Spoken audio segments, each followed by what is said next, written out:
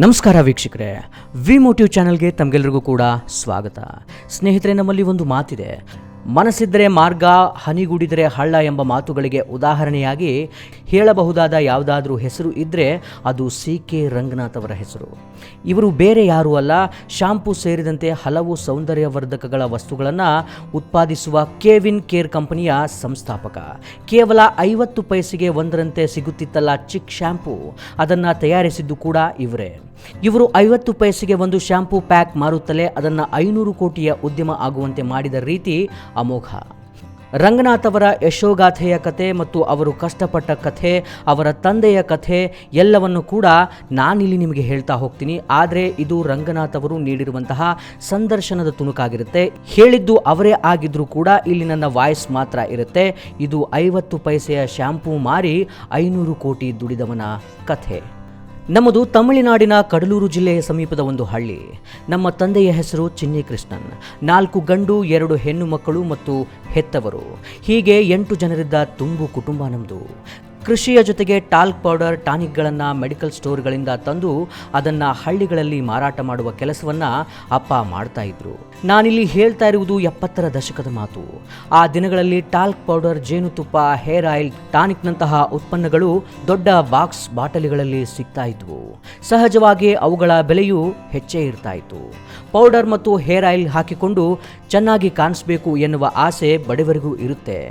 ಈ ವಸ್ತುಗಳನ್ನು ಚಿಕ್ಕ ಚಿಕ್ಕ ಪ್ಯಾಕ್ಗಳಲ್ಲಿ ತುಂಬಿ ಮಾರುಕಟ್ಟೆಗೆ ಬಿಟ್ಟರೆ ಲಾಭವಿದೆ ಎನ್ನುವುದು ಅಪ್ಪನ ವಾದವಾಗಿತ್ತು. ಆದರೆ ಸೇಲ್ಸ್ ಮ್ಯಾನ್ ತರಹದ ಕೆಲಸ ಮಾಡುತ್ತಿದ್ದ ಅವರ ಮಾತನ್ನ ಯಾರೂ ಕಿವಿಗೆ ಹಾಕೊಳ್ತಾ ಇರಲಿಲ್ಲ. ಆಗ ಅಪ್ಪ ಏನು ಮಾಡಿದ್ರು ಗೊತ್ತೇ? ಬ್ಯಾಂಕ್ನಿಂದ ಸಾಲ ಪಡೆದು ಸಣ್ಣ ಗಾತ್ರದ ಪ್ಯಾಕ್ನಲ್ಲಿ ಶಾಂಪೂ ತುಂಬುವ ಕೆಲಸವನ್ನ ಮನೆಯಲ್ಲೇ ಪ್ರಾರಂಭ ಮಾಡಿಬಿಟ್ರು. ಹಾಗೆ ಶುರುವಾದದ್ದೇ ವೆಟ್ವೆಲ್ ಶಾಂಪೂ. ಅದನ್ನ ಹಳ್ಳಿಗಳಲ್ಲಿ ಮಾರಾಟ ಮಾಡಬೇಕಿತ್ತು. ಅಪ್ಪನದ್ದು ದಿನಕ್ಕೊಂದು ಯೋಚನೆ, ಆದರೆ ಯಾವುದನ್ನು ಪಟ್ಟು ಹಿಡಿದು ಮಾಡ್ತಾ ಇರಲಿಲ್ಲ. ಪರಿಣಾಮ ಶಾಂಪೂ ಮಾರಾಟದಿಂದ ಹೆಚ್ಚಿನ ಲಾಭ ನಮಗೆ ಸಿಗಲೇ ಇಲ್ಲ. ಹೀಗಿರುವಾಗಲೇ ಅನಾರೋಗ್ಯದ ಕಾರಣಕ್ಕೆ ಅಪ್ಪ ನಿಧನರಾಗಿ ಹೋದ್ರು. ಅದರ ಬೆನ್ನಿಗೆ ಬಂದ ಬ್ಯಾಂಕ್ ಅಧಿಕಾರಿಗಳು, ನಿಮ್ಮ ತಂದೆ 2 ಲಕ್ಷ ಸಾಲ ಪಡೆದಿದ್ದಾರೆ, ಅದನ್ನ ತೀರಿಸದಿದ್ದರೆ ಮನೆ ಅಥವಾ ಜಮೀನನ್ನ ವಶಕ್ಕೆ ಪಡೆಯುತ್ತೇವೆ ಅಂದುಬಿಟ್ರು. ಈ ವೇಳೆ ಇಬ್ಬರು ಅಣ್ಣಂದಿರು ಡಾಕ್ಟರ್ ಆಗಿದ್ರು, ಒಬ್ಬ ಲಾಯರ್ ಆಗಿದ್ದ. ಆದರೆ ಸಾಲ ತೀರಿಸುವಷ್ಟು ಹಣ ನಮ್ಮಲ್ಲಿ ಇರಲಿಲ್ಲ. ಆಗ ಡಾಕ್ಟರ್ ಆಗಿದ್ದ ಇಬ್ಬರು ಆ ವೃತ್ತಿಗೆ ಗುಡ್ ಬೈ ಹೇಳಿ ಶಾಂಪೂ ತಯಾರಿಕೆ ಮತ್ತು ಮಾರಾಟವನ್ನೇ ಮುಂದುವರಿಸಲು ನಿರ್ಧರಿಸಿದ್ರು. ಅವರಿಗೆ ಸಹಾಯಕನಾಗಿ ನಾನು ಸೇರಿಕೊಂಡೆ. ಹೊಸ ಕೆಲಸ ಆರಂಭಿಸಿದ 2 ವರ್ಷಗಳಲ್ಲಿ ವೆಲ್ವೆಟ್ ಶಾಂಪೂ ಉತ್ಪನ್ನದ ಹಂಚಿಕೆಯನ್ನ ಗೋದ್ರೇಜ್ ಕಂಪನಿ ವಹಿಸಿಕೊಂಡಿತು. ಪರಿಣಾಮ ತಿಂಗಳೊಪ್ಪತ್ತಿನಲ್ಲೇ ದೇಶದ ಮೂಲೆ ಮೂಲೆಗಳಿಗೂ ವೆಲ್ವೆಟ್ ಶಾಂಪೂ ತಲುಪಿ ಹೋಯಿತು. ವಾರ್ಷಿಕ ಗಳಿಕೆಯ ಮೊತ್ತ ನಿರೀಕ್ಷೆ ಮೀರಿ ಹೆಚ್ಚಾಯಿತು. ಇದೇ ಸಂದರ್ಭದಲ್ಲಿ ಉತ್ಪನ್ನ ಮತ್ತು ಮಾರಾಟದ ಗುಣಮಟ್ಟವನ್ನು ಹೇಗೆಲ್ಲ ಹೆಚ್ಚಿಸಿಕೊಳ್ಳಬಹುದು ಎಂದು ನನಗೆ ದಿನಕ್ಕೊಂದು ಐಡಿಯಾ ಬರ್ತಿತ್ತು. ಅದನ್ನೆಲ್ಲ ತಕ್ಷಣವೇ ನಾನು ಅಣ್ಣಂದ್ರಿಗೆ ಹೇಳ್ತಾ ಇದ್ದೆ. ಅದೇನು ಕಾರಣವೋ ಗೊತ್ತಿಲ್ಲ, ಅವರು ನನ್ನ ಮಾತನ್ನ ಕೇಳುತ್ತಲೇ ಇರಲಿಲ್ಲ. ಕೆಲ ದಿನಗಳ ನಂತರ ನಮ್ಮ ಮಧ್ಯೆ ಭಿನ್ನಾಭಿಪ್ರಾಯ ಬಂತು. ತಕ್ಷಣವೇ ಅಲ್ಲಿಂದ ನಾನು ಕಳಚಿಕೊಂಡ್ಬಿಟ್ಟೆ. ಅಣ್ಣಂದಿರ ಜೊತೆ ಪಾಲುದಾರಿಕೆಯಲ್ಲಿ ಕೆಲಸ ಮಾಡುತ್ತಿದ್ದಾಗ ಕಾರ್ನಲ್ಲಿ ಓಡಾಡುತ್ತಿದ್ದವ ನಾನು. ಆದರೆ ಈಗ ಬೀದಿಗೆ ಬಂದಿದ್ದೆ. ಉಳಿತಾಯದ ಹಣವೆಂದು ಕೂಡಿಟ್ಟ 15,000 ಮಾತ್ರ ನನ್ನ ಜೊತೆಗಿತ್ತು. ನನಗೆ ಚೆನ್ನಾಗಿ ಗೊತ್ತಿದ್ದದ್ದು ಶಾಂಪೂ ತಯಾರಿಕೆಯ ಕೆಲಸ ಮಾತ್ರ. ಅಣ್ಣಂದಿರು ಈಗಾಗಲೇ ಆ ಬಿಸ್ನೆಸ್ನಲ್ಲಿ ಇರೋದ್ರಿಂದ ಕೋಳಿ ಫಾರ್ಮ್, ಲವ್ ಬರ್ಡ್ಸ್ ಮಾರಾಟ, ಅಕ್ವೇರಿಯಂ ಮಾರಾಟದ ಬಿಸ್ನೆಸ್ ಆರಂಭಿಸಲು ಯೋಚನೆ ಮಾಡಿದೆ.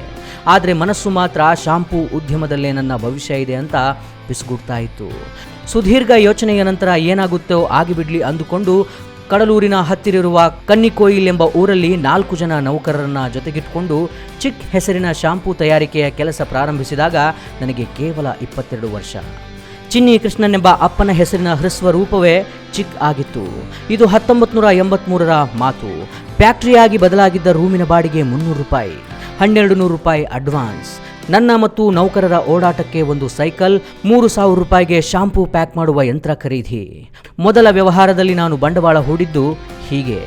ಈ ಸಂದರ್ಭದಲ್ಲಿ ಜನ ನನಗೆ ಗೇಲಿ ಮಾಡಿದ್ರು. ಅಣ್ಣಂದಿರ ಜೊತೆಗೆ ತೆಪ್ಪಗೆ ಇರೋಕೆ ಆಗ್ತಿರ್ಲಿಲ್ವಾ, ಬೇಕಿತ್ತಾ ಇದೆಲ್ಲ ನಿನಗೆ ಎಂದು ಬೈದ್ರು. ಆ ಮಾತುಗಳು ನನಗೆ ಕೇಳಿಸೇ ಇಲ್ಲ ಅಂದುಕೊಂಡು ಮೌನವಾಗಿ ಉಳಿದುಬಿಟ್ಟೆ. ಈ ವೇಳೆಗೆ ನಾನೊಂದು ಸಂಗತಿಯನ್ನ ಗಮನಿಸಿದ್ದೆ. ಎಲ್ಲ ಹೆಸರಾಂತ ಕಂಪನಿಯ ಉತ್ಪನ್ನಗಳು ಜಿಲ್ಲೆ ಮತ್ತು ತಾಲೂಕು ಮಟ್ಟದ ಅಂಗಡಿಗಳನ್ನು ಮಾತ್ರ ತಲುಪ್ತಾ ಇದ್ವು. ಹಳ್ಳಿಗಳಲ್ಲಿನ ಚಿಲ್ಲರೆ ಅಂಗಡಿಗಳಿಗೆ ಶಾಂಪೂವಿನಂತಹ ಅಗತ್ಯ ವಸ್ತು ತಲುಪ್ತಾನೇ ಇರಲಿಲ್ಲ. ಚೆನ್ನಾಗಿ ಕಾಣಿಸಬೇಕು ಅಂತ ಬಡವರಿಗೂ ಆಸೆ ಇರ್ತದೆ ಅಲ್ವಾ? ಅವರ ಕೈಗೆಟಕುವ ಬೆಲೆಗೆ ಉತ್ಪನ್ನ ಕೊಡಬೇಕು ಎಂದಿದ್ದ ಅಪ್ಪನ ಮಾತು ಪದೇ ಪದೇ ನೆನಪಾಗ್ತಾ ಇತ್ತು. ಆ ದಿನಗಳಲ್ಲಿ ಒಂದು ಶಾಂಪೂ ಪ್ಯಾಕ್ನ ಬೆಲೆ 7 ml ಪ್ಯಾಕ್ಗೆ 75 ಪೈಸೆ ಹಾಗೂ 1 ರೂಪಾಯಿ ಇತ್ತು. ಕೇವಲ 50 ಪೈಸೆಗೆ ಒಂದು ಪ್ಯಾಕ್ ಶಾಂಪೂ ನೀಡಿದರೆ ಹೇಗೆ ಎಂಬ ಯೋಚನೆ ಬಂದಿದ್ದೆ ನಾನು ಆಗ ತಡ ಮಾಡಲಿಲ್ಲ. ತಕ್ಷಣವೇ ಅದನ್ನು ಕಾರ್ಯರೂಪಕ್ಕೆ ತಂದೆ.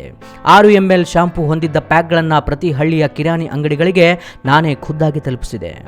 ಮಾರ್ಕೆಟ್ ಕಂಡುಕೊಳ್ಳುವ ಉದ್ದೇಶದಿಂದ ಯಾವುದೇ ಬ್ರ್ಯಾಂಡ್ನ 5 ಖಾಲಿ ಶಾಂಪೂ ಪ್ಯಾಕ್ ಕೊಟ್ಟರೆ ಒಂದು ಚಿಕ್ ಶಾಂಪೂ ಉಚಿತ ಎಂದು ಘೋಷಿಸಿಬಿಟ್ಟೆ. ಆ ಐಡಿಯಾ ನಿರೀಕ್ಷೆ ಮೀರಿ ಕ್ಲಿಕ್ ಆಯಿತು. ಉಚಿತವಾಗಿ ಸಿಗುವ ಶಾಂಪೂ ಪಡೆಯಲು ಜನ ಓಡೋಡಿ ಬಂದರು. ಸ್ವಲ್ಪ ದಿನಗಳ ನಂತರ 5 ಚಿಕ್ ಶಾಂಪೂವಿನ ಖಾಲಿ ಪ್ಯಾಕ್ ತಂದರೆ ಒಂದು ಚಿಕ್ ಶಾಂಪೂ ಉಚಿತ ಎಂಬ ಆಫರ್ ಕೊಟ್ಟೆ. ಆಗಂತೂ ಚಿಕ್ ಶಾಂಪೂ ಖರೀದಿಗೆ ಹಳ್ಳಿಯ ಜನ ಮುಗಿಬಿದ್ಬಿಟ್ರು. ಅದುವರೆಗೆ ತಿಂಗಳಿಗೆ 35,000 ಪ್ಯಾಕ್ಗೆ ಇದ್ದ ಬೇಡಿಕೆ ದಿಢೀರನೆ 12 ಲಕ್ಷಕ್ಕೆ ಏರ್ಬಿಡ್ತು. ಒಂದು ಪ್ಯಾಕ್ಗೆ ಕೇವಲ 50 ಪೈಸೆ ಇದ್ದಿದ್ದರಿಂದ ಶಾಂಪೂ ಖರೀದಿ ಯಾರಿಗೂ ಹೊರೆ ಅನ್ನಿಸ್ತಾ ಇರಲಿಲ್ಲ. ಒಬ್ಬರ ಯಶಸ್ಸನ್ನ ಕಂಡಾಗ ಅವರನ್ನ ಟೀಕಿಸುವ ಜನ ಹುಟ್ಟಿಕೊಳ್ತಾರೆ. ನಮ್ಮ ವಿಷಯದಲ್ಲೂ ಕೂಡ ಹಾಗೆ ಆಯಿತು. ಚಿಕ್ ಶಾಂಪೂ ಚೆನ್ನಾಗಿಲ್ಲ, ಅದರಲ್ಲಿ ವಿಟಮಿನ್ನ ಅಂಶ ಇಲ್ಲ, ಸುವಾಸನೆ ಇಲ್ಲ ಎಂದು ಹಲವರು ಗಾಸಿಪ್ ಮಾಡಿದ್ರು. ಆಗ ಜನರ ವಿಶ್ವಾಸವನ್ನ ಗಿಟ್ಟಿಸಲು ನಾನೇನು ಮಾಡಿದೆ ಗೊತ್ತಾ? ಒಂದು ದೊಡ್ಡ ತಂಡವನ್ನೇ ಕಟ್ಟಿ ಅವರನ್ನ ತಮಿಳುನಾಡಿನ ಹಳ್ಳಿಗೆ ಕಳಿಸ್ಬಿಟ್ಟೆ. ಪ್ರತಿ ಊರಿನ ಬಯಲಿನಲ್ಲಿ ಒಂದು ದಿನ ಸೂಪರ್ ಸ್ಟಾರ್ ರಜನಿಕಾಂತ್ ಅಭಿನಯದ ಸಿನಿಮಾವನ್ನು ಉಚಿತವಾಗಿ ತೋರಿಸೋಕೆ ಶುರು ಮಾಡಿದೆ. ಇಂಟರ್ವೆಲ್ ಸಂದರ್ಭದಲ್ಲಿ ಚಿಕ್ ಶಾಂಪೂ ಕುರಿತ ಜಾಹೀರಾತು ಪ್ರದರ್ಶಿಸುವುದು, ಸಿನಿಮಾ ಮುಗಿದಾಗ ಎಲ್ಲರಿಗೂ 2 ಪ್ಯಾಕ್ ಶಾಂಪೂ ಹಂಚುವುದು ಆ ತಂಡದ ಕೆಲಸವಾಗಿತ್ತು. ಅದರ ಜೊತೆಗೆ ಮನೆ ಮನೆಗೆ ಉಚಿತವಾಗಿ ಸ್ಯಾಂಪಲ್ ನೀಡಿಕೆ, ಮನೆಯ ಗೋಡೆಗಳ ಮೇಲೆ ಚಿಕ್ ಶಾಂಪೂ ಕುರಿತ ಜಾಹೀರಾತು, ಸ್ಥಳದಲ್ಲೇ ಸ್ನಾನ ಮಾಡಿ ಶಾಂಪೂ ಗುಣಮಟ್ಟ ಪರೀಕ್ಷಿಸುವ ಮುಕ್ತ ಅವಕಾಶ ನೀಡಲಾಯಿತು. ಕಿರಾಣಿ ಅಂಗಡಿಯವರಿಗೆ ಚಿಕ್ಕ ಪುಟ್ಟ ಗಿಫ್ಟ್ ಕೊಟ್ಟು ಅವರನ್ನ ವಿಶ್ವಾಸಕ್ಕೆ ಪಡೆದಿದ್ದಾಯಿತು. ಇದರ ಹಿಂದೆಯೇ ಆ ದಿನಗಳ ಪ್ರಖ್ಯಾತ ನಟಿ ಅಮಲಾ ನನ್ನ ಅನುಪಮ ಸೌಂದರ್ಯದ ಗುಟ್ಟು ಚಿಕ್ ಶಾಂಪೂ ಎನ್ನುವ ಜಾಹೀರಾತು ಬಿಡುಗಡೆ ಮಾಡಿದೆ. ತಾವು ನಟಿ ಅಮಲಾರಂತೆಯೇ ಸುಂದರವಾಗಿ ಕಾಣಬೇಕೆಂಬ ಆಸೆಯಿಂದ ಜನ ಚಿಕ್ ಶಾಂಪೂಗಾಗಿ ಕ್ಯೂ ನಿಂತರು. ನೋಡುತ್ತಲೇ ದಕ್ಷಿಣ ಭಾರತದ ಎಲ್ಲ ರಾಜ್ಯಗಳಲ್ಲೂ ಚಿಕ್ ಶಾಂಪೂ ಮನೆ ಮಾತಾಯಿತು. ಅದರ ಬೆನ್ನಿಗೆ ಅತಿ ಹೆಚ್ಚು ಮಾರಾಟವಾಗುವ ಶಾಂಪೂ ಎಂಬ ಹೆಸರು ಚಿಕ್ ಶಾಂಪೂಗೆ ದಕ್ಕಿತು. 50 ಪೈಸೆಯ ವ್ಯವಹಾರದ ಉದ್ಯಮ 500 ಕೋಟಿಯ ಬಿಸ್ನೆಸ್ನತ್ತ ದಾಪುಗಾಲು ಇಟ್ಟಿತು. ಆನಂತರದಲ್ಲಿ ನಡೆದಿದ್ದೆಲ್ಲ ಯಶೋಗಾತಿಯೇ. ಅದಕ್ಕೆಲ್ಲ ಕಾರಣ ನಮ್ಮ ನೌಕರರ ಶ್ರಮ ಮತ್ತು ಬದ್ಧತೆ. 1998ರಲ್ಲಿ ಕಂಪನಿಯ ಹೆಸರನ್ನ ಕೆವಿನ್ ಕೇರ್ ಎಂದು ಬದಲಿಸಿಕೊಂಡೆವು. ಶ್ರೇಷ್ಠ ಉದ್ಯಮಿಗಳನ್ನು ಗುರುತಿಸುವ ಫೋರ್ಬ್ಸ್ ಪಟ್ಟಿಯಲ್ಲಿ ನಮ್ಮ ಕಂಪನಿಯ ಹೆಸರು ಬಂತು. ಅತ್ಯಂತ ವೇಗವಾಗಿ ಬೆಳೆದ ಸ್ವದೇಶಿ ಉದ್ಯಮ ಎಂಬ ಹೆಗ್ಗಳಿಕೆಯೂ ನಮ್ಮದಾಯಿತು. ಈಗ ನಮ್ಮ company shampoo, hair oil, hair wash, powder, hair colour ಹಾಗೂ ಫೇರ್ನೆಸ್ ಕ್ರೀಮ್, ಕೊಬ್ಬರಿ ಎಣ್ಣೆ, ಡಿಯೋಡೆಂಟ್ ಇತ್ಯಾದಿ ವಸ್ತುಗಳನ್ನು ತಯಾರು ಮಾಡುತ್ತೆ. ಭಾರತ ಮಾತ್ರವಲ್ಲ, 23 ದೇಶಗಳಲ್ಲಿ ಕೆವಿನ್ ಕೇರ್ ಉತ್ಪನ್ನಗಳಿಗೆ ಬೇಡಿಕೆ ಇದೆ. ಸದ್ಯ ನಮ್ಮ ಕಂಪನಿ 1,500 ಕೋಟಿಗಳ ಟರ್ನ್ ಓವರ್ ಪಡೆದಿದೆ. ಯಾವುದೇ ವ್ಯವಹಾರ ಅಂದ್ರೂ ಅಲ್ಲಿ ಪ್ರತಿಸ್ಪರ್ಧಿಯನ್ನ ಮಣ್ಣು ಮುಕ್ಕಿಸಿಯೇ ಗೆಲ್ಲಬೇಕು ಎಂಬ ನಿಯಮ ಇದೆ. ಅಂಥದ್ದೊಂದು ನಂಬಿಕೆಯನ್ನ ಸುಳ್ಳು ಮಾಡಿದ ಸಂತೃಪ್ತಿ ನಮ್ಮದು. ಪ್ರತಿಯೊಬ್ಬ ಉದ್ಯಮಿಯು ತನ್ನ ವ್ಯವಹಾರದಲ್ಲಿ ಸ್ವಲ್ಪ ಗ್ಯಾಪ್ ಬಿಟ್ಟಿರ್ತಾನೆ. ಒಂದಷ್ಟು ಜನರನ್ನ ನಿರ್ಲಕ್ಷ್ಯ ಮಾಡ್ತಾನೆ. ಅದನ್ನು ಗಮನಿಸಿ ಅಲ್ಲಿ ವ್ಯವಹಾರ ಮಾಡಿದರೆ ಯಶಸ್ಸು ಕಾಣಬಹುದು. ಚಿಕ್ ಶಾಂಪೂ ವಿಚಾರದಲ್ಲಿ ನಾವು ಮಾಡಿದ್ದು ಅದನ್ನೇ. ವೆಲ್ವೆಟ್ಟೆ ಶಾಂಪೂ ತಯಾರಿಸಿದ ನನ್ನ ಸಹೋದರರು 1 ರೂಪಾಯಿ ಕೊಡುವಂತಹ ಗ್ರಾಹಕರನ್ನ ಹುಡುಕಿಕೊಂಡ್ರು. ನಾನು 50 ಪೈಸೆ ಕೊಡುವಂತಹ ಗ್ರಾಹಕರನ್ನ ಆಯ್ಕೆ ಮಾಡಿಕೊಂಡೆ. ಪರಿಣಾಮ ಆ ಕಡೆ ಬಿಸ್ನೆಸ್ಗೂ ಹೊಡೆತ ಬೀಳಲಿಲ್ಲ, ನಮ್ಮ ಗೆಲುವಿಗೂ ಅಡ್ಡಿಯಾಗಲಿಲ್ಲ. ಸ್ನೇಹಿತರೆ, ರಂಗನಾಥ್ ಅವರ ಈ ಕಥೆಯನ್ನು ನಿಮಗೆ ಯಾಕೆ ಹೇಳಿದೆ ಅಂದರೆ, ಅವರು ಕನಸು ಕಂಡಿದ್ದು 50 ಪೈಸೆ, ಆದರೆ ಅದು ಬದಲಾಗಿದ್ದು 500 ಕೋಟಿಯಾಗಿ. ಸ್ನೇಹಿತರೆ, 50 ಪೈಸೆಯಿಂದ ಶುರುವಾದ ವ್ಯವಹಾರ 500 ಕೋಟಿಯನ್ನು ದಾಟುವುದು ಅಂದರೆ ಅದು ತಮಾಷೆ ಮಾತಲ್ಲ. ಹಳ್ಳಿಯ ಜನರಿಗೆ ರಜನಿಕಾಂತ್ ಸಿನಿಮಾಗಳನ್ನು ತೋರಿಸುತ್ತಲೇ ಈ ರಂಗನಾಥ್ ಕೂಡ ರಜನಿಕಾಂತ್ರಷ್ಟೇ ಬೆಳೆದು ಬಿಟ್ರು. ಸ್ನೇಹಿತರೆ, ಒಂದು ಬಿಸ್ನೆಸ್ ಆಗಿರಬಹುದು ಅಥವಾ ವೈಯಕ್ತಿಕ ಬೆಳವಣಿಗೆ ಆಗಿರಬಹುದು, ಎಲ್ಲದಕ್ಕೂ ಕೂಡ ಒಂದು ಪ್ಲಾನ್ ಅನ್ನೋದು ಬಹಳ ಇಂಪಾರ್ಟೆಂಟ್ ಆಗುತ್ತೆ. ಬಿಸ್ನೆಸ್ ಮಾಡ್ತಿದ್ದ ತಂದೆ ತೀರಿ ಹೋದ್ರು, ಅನ್ನಂದ್ರು ಕೂಡ ಕೈ ಬಿಟ್ರು. ಆದರೂ ಕೂಡ ರಂಗನಾಥ್ ಅವರು ಧೃತಿಗೆಡಲಿಲ್ಲ. ಕೋಳಿ ಫಾರ್ಮ್ ಮಾಡಬೇಕು ಅಂತ ಕೆಲವೊಂದಿಷ್ಟು ಯೋಚನೆಗಳು ಬಂದು ಹೋದ್ವು. ಲವ್ ಬರ್ಡ್ಸ್ ಮಾರಾಟ ಮಾಡಬೇಕು ಅಂತಲೂ ಕೂಡ ಅವರು ಯೋಚನೆಯನ್ನು ಮಾಡಿದ್ರು. ಅಕ್ವೇರಿಯಂ ಮಾರಾಟದ ಬಿಸ್ನೆಸ್ ಆರಂಭಿಸಲು ಕೂಡ ಅವರು ಯೋಚನೆ ಮಾಡಿದರು. ಆದರೆ ಅವರು ದೃಢವಾಗಿ ನಂಬಿದ್ದು ಮತ್ತು ಅವರ ಭವಿಷ್ಯ ಕಂಡುಕೊಂಡಿದ್ದು ಈ ಶಾಂಪೂ ತಯಾರಿಕೆಯಲ್ಲಿ ಮಾತ್ರ. ಚಿನ್ನಿ ಕೃಷ್ಣನ್ ಎಂಬ ಅವರ ಅಪ್ಪನ ಹೆಸರಿನಿಂದ CHI ತೆಗೆದುಕೊಂಡು ಕ ಇಂದ ಕೆ ತೆಗೆದುಕೊಂಡು ಚಿಕ್ ಅಂತ ಅದಕ್ಕೆ ಹೆಸರನ್ನು ಇಟ್ಟು ಇವತ್ತು 1,500 ಕೋಟಿ ರೂಪಾಯಿ ಟರ್ನ್ ಓವರನ್ನು ಮಾಡ್ತಾ ಇದ್ದಾರೆ. ಸ್ನೇಹಿತರೆ, ಇದು ಸ್ವದೇಶಿ ಕಂಪನಿ ಅನ್ನೋದು ನಮಗೆ ಎಷ್ಟು ಹೆಮ್ಮೆಯೋ, ಈ ಸ್ವದೇಶಿ ಕಂಪನಿಯ ಉತ್ಪನ್ನಗಳಿಗೆ 23 ದೇಶಗಳಲ್ಲಿ ಬೇಡಿಕೆ ಇದೆ ಅನ್ನೋದು ಕೂಡ ಅಷ್ಟೇ ಪ್ರಾಮುಖ್ಯ ಮತ್ತು ಹೆಮ್ಮೆಯ ಸಂಗತಿ. ಸ್ನೇಹಿತರೆ, ನಿಮ್ಮಲ್ಲೂ ಕೂಡ ಇಂತಹ ಐಡಿಯಾಗಳು ಬರಬಹುದು. ನೀವು ಯಾರಿಗೂ ಕೂಡ ಅಡಿಯಾಳಾಗಿ ಇರಲಿಕ್ಕೆ ಇಷ್ಟಪಡದಿದ್ದರೆ ನಿಮ್ಮ ಐಡಿಯಾ ನಿಮ್ಮನ್ನು ಎಲ್ಲೋ ಕರ್ಕೊಂಡು ಹೋಗುತ್ತೆ.